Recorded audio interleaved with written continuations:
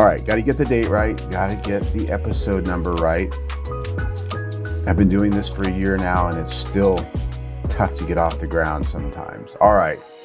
Hey, everybody, I'm Sam Haymart, and you are listening to Kitchen Table on Growing Older Gay. This is episode 41 for the 11th of January, 2026, our second episode of the year. This is my weekly check-in with you where I tell you what's going on at my kitchen table as well as the LGBTQ plus kitchen table around us. Today is a bit of a serious day.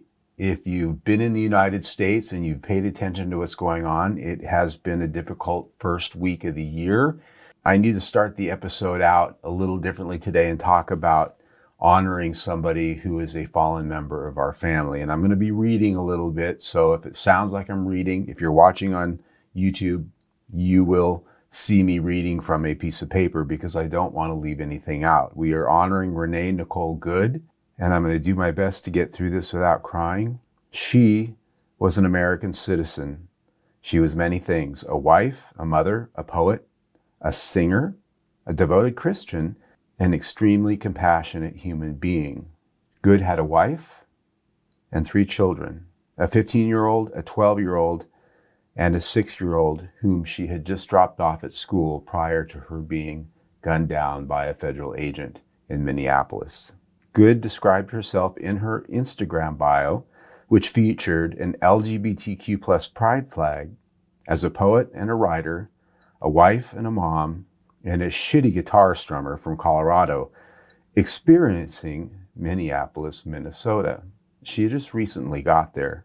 Good's ex-husband said that she was a devoted Christian who had taken part in mission trips to Northern Ireland in her youth and participated in a choir during high school. Her love of singing would lead her to study vocal performance in college, though writing was her ultimate passion. Good graduated in December of 2020 from Old Dominion University in Virginia with a degree in English and won an award the same year for one of her works. This is yet another clear example that fear and violence have sadly become commonplace in our nation, says the president of Old Dominion University, Brian Hemphill. Indeed, this tragedy reflects the deep strain being felt in countless communities across our nation. As citizens, it is our duty and right to call upon leaders and officials to restore civility in all facets of our lives, especially at the hands of those who are entrusted to protect and serve. He goes on to say, may Renee's life be a reminder of what unites us: freedom, love, and peace. My hope is for compassion, healing, and reflection at a time that is becoming one of the darkest and most uncertain periods in our nation's history. It goes without saying that this has been a tragic week. And for what we saw happen to Nicole, and by what we saw, I mean almost everyone has seen multiple videos of what happened to Nicole. It is a tragedy, and unlike what Vice President Vance said, it was not a tragedy of her own making. It's a tragedy of evil. And I will not go further into the events and into all of that. Everyone out there listening to this has likely heard about it. They've seen it with their own eyes. They've got their own opinions. I just wanted to take a moment to honor her, as she was one of our family. So with that, I'm going to get on with our episode today, which normally we start with our daily meme, which is taken from our social media channels of Growing Older Gay. That is Facebook, Instagram, Threads, and Blue Sky, because we don't do the X. And today's meme simply says this: we deserve the care of our government. Very simple, just a statement. This is probably a quote from me. I may have heard it someplace. And I have 3 bullet points that really dive into exactly what this means for me. The first is, we have to remember that our government exists to protect the well-being of all of us. It is not there to protect the well-being of some. It does not exist to protect the well-being of those who voted for the current regime. It's there to protect all of us. And by protect all of us, that means we have a military to protect our country, our land, from invaders, from people who would hurt us. It means that the government is charged with building bridges and roads and systems that enable us to have a life.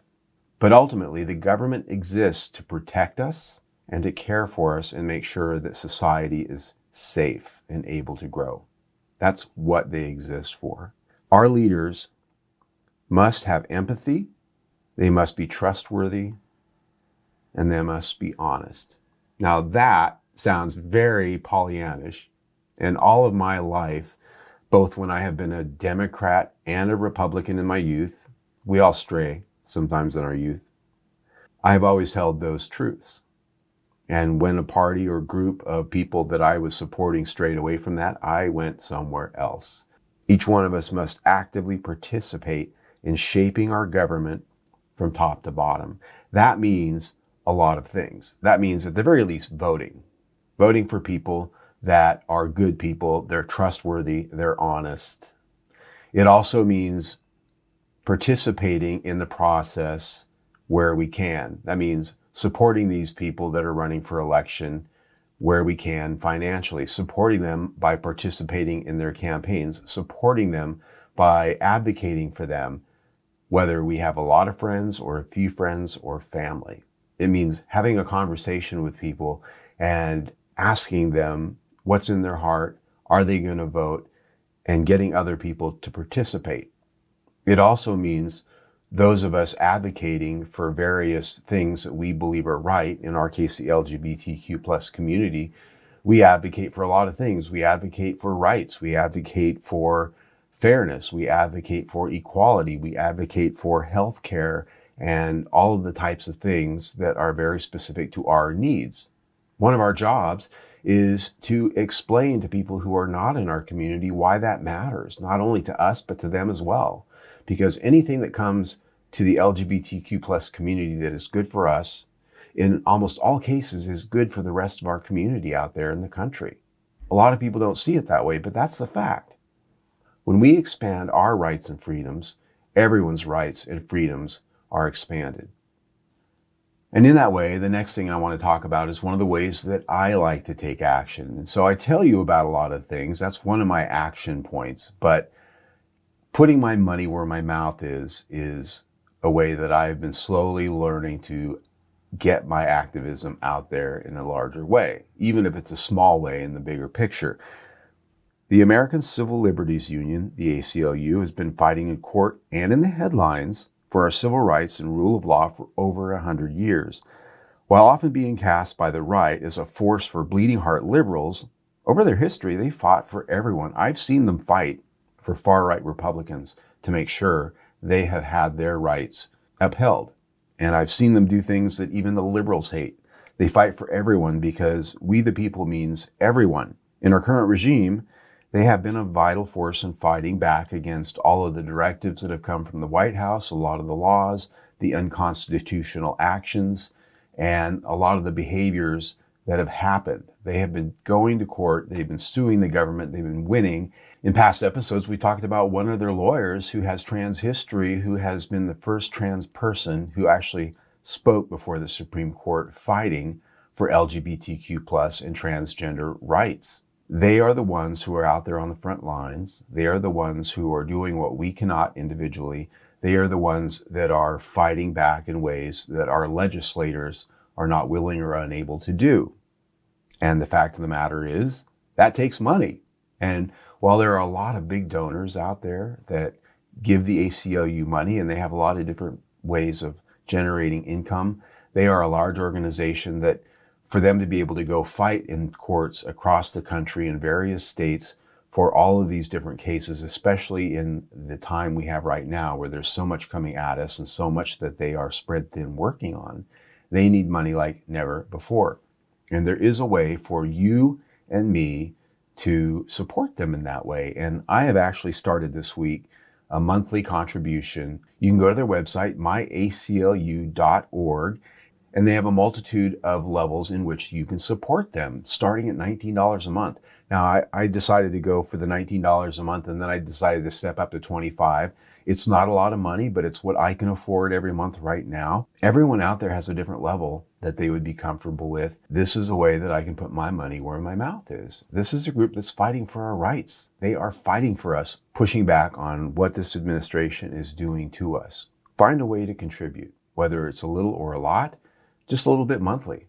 If we can get enough people out there to even just go for those small donations, that can go a long way to making sure that this organization is sustained and healthy so that they can continue to be at our backs. The next thing I want to talk about is a little bit of inspiration, because God knows we need it right now. And I listen to a lot of podcasts, varying podcasts. Sometimes they're political, sometimes they're spiritual. And one that I found recently is a bit of a surprise. It's the Martin Sheen podcast. Now, we all know Martin Sheen. Most of us remember him as President Bartlett in The West Wing. He's been in a number of other TV shows. He's been in a number of movies over the years, and he's done theater. He's also been a huge activist for things that are right in our world. He's a spiritual leader in a lot of ways. He's a very interesting person. He's got 4 children, all of who are pretty well known out there in the world, some more than others. Charlie Sheen, Emilio Estevez, Renee Estevez, his daughter, and another son, Ramon Estevez, who is actually part of our LGBTQ plus community. And actually, Charlie Sheen has been making some noises and a little bit of conversation about the fact that he's actually been dating a guy here in the last year or so. Martin Sheen is now bringing his talents to a special podcast presentation that he shares never before heard stories of his life, personal reflections, poetry, and inspiration. He is a person that absolutely loves poetry. I had no idea, but a lot of his podcast is sharing poetry that moves his heart and then inspires, especially in our times. And I'll just read a little bit here from his own words. I think it's important that you know that I have no intention in leaving who I am at the door with this podcast. Anyone who knows me knows that I cannot tell a personal story that doesn't have some social justice connection at its core. I have my convictions and issues that draw upon my empathy and compassion. Frankly, it's what drives and informs my conscience and makes me who I am. How could I bring any less to this endeavor? Martin Sheen. This is a classy guy, I have to tell you. When you listen to this podcast, how it is put together, how it's presented, we get a sense of class that we don't get from most podcasts, and that includes my own. I'm very casual, very myself. He puts some polish on this because that's the generation he came from.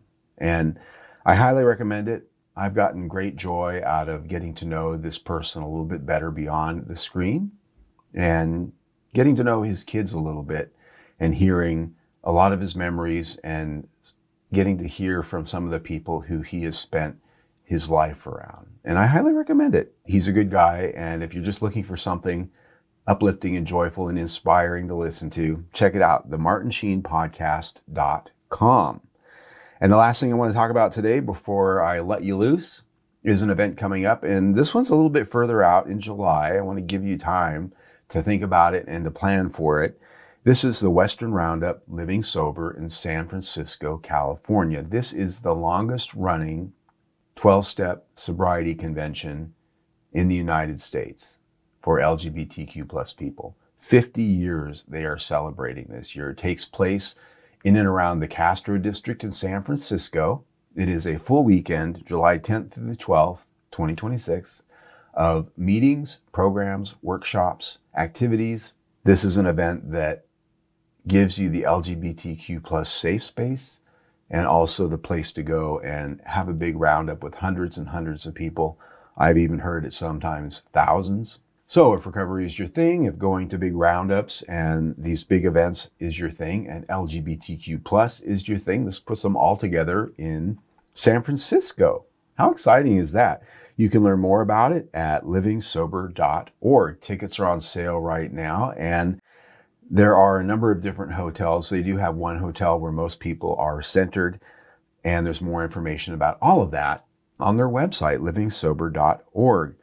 And that is the show for today. Started out a little bit serious because that's where we're at today. really trying to end on an upbeat, inspiring note, because this is the year, as we said last week, this is the year that we have to take charge, take action, and change the tide. Our country depends on it. Our livelihoods depend on it, quite literally, as the LGBTQ plus community. And we've had casualties this week, unfortunately, in that way. Be careful out there. Take this very seriously. Our life and times in America right now, it's not a game. We have to take this very seriously. Be careful what we do, but do. And with that, I will give you back to the rest of the universe. You can find us on social media. That is Facebook, Instagram, Threads, and Blue Sky. We don't do the X because I almost started going into a little bit of Wizard of Oz. You can also find our podcast everywhere podcasts are at least the big places, Spotify, Substack, and Apple Podcasts. And you can also watch on YouTube right here. And if you're watching me right now, you can see our latest episode to my left. And just below that, you can subscribe to our YouTube channel. If you're listening to us on a podcast platform, please subscribe there, rate us highly, and say some good things. See you next week.